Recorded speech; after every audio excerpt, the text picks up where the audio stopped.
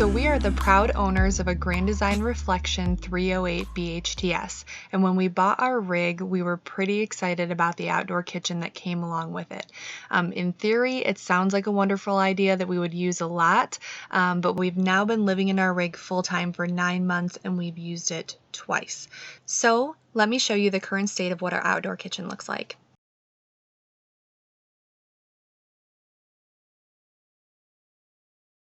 It is just jammed with stuff. We have nowhere to put it because it's all bigger stuff. We do have a little bit of storage up top, but it's really kind of pointless storage. Some extra chips, plates, really nothing of importance.